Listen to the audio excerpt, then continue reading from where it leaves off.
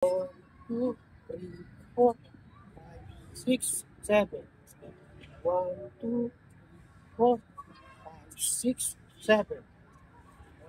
1, 2, 5, 6, 7.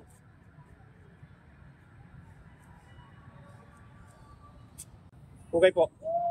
Ngayon naman po, ang ituturo ko sa inyo itong ating espada daga, no?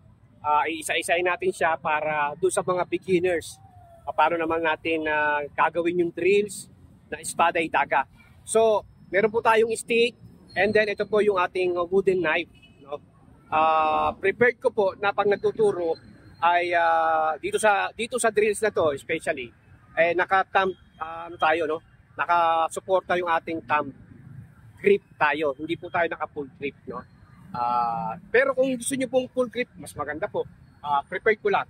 Ngayon po, ituturo ko sa inyo itong ating espada daga, no? Supposed to be, yung ating knife, dapat may contact sa katawan natin, malapit siya.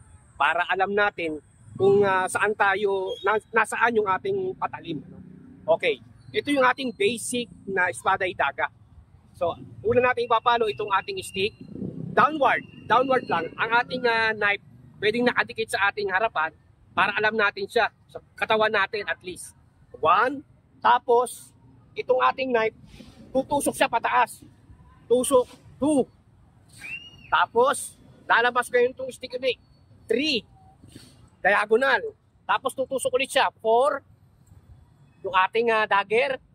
Tapos, ididikit natin sa ating katawan ulit. 5.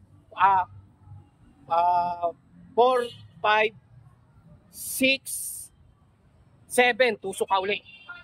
So, yun ang bilang niya. Lagyan natin siya ng bilang para alam mo kung nasaan ka na. Hindi ka maliligaw.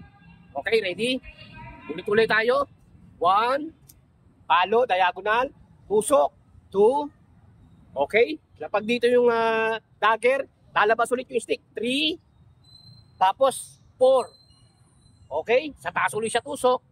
5. Upper ka. Salok. 2 yan. 6. Tapos, sundot ka ulit. Parang jab na tusok siya ng knife or patalim. Balik ulit dito. Strike ka ulit. 1. Labas ang knife. 2. Ang dagger. 3. 4. Okay? Ibalik mo siya rito ngayon sa katawan mo. Habang pumapalo ka, ididikit mo siya sa baywang mo. 5, 6, 7. Okay? Balik ka ulit. 1, 2, 3, 4, 5, 6. Saboy. Tusok. 7. So, 7 count siya.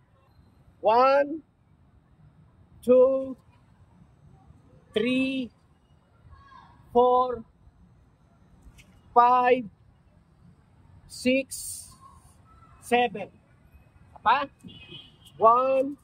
Sa taas siya, 2, 3, 4, 5, 6, 7.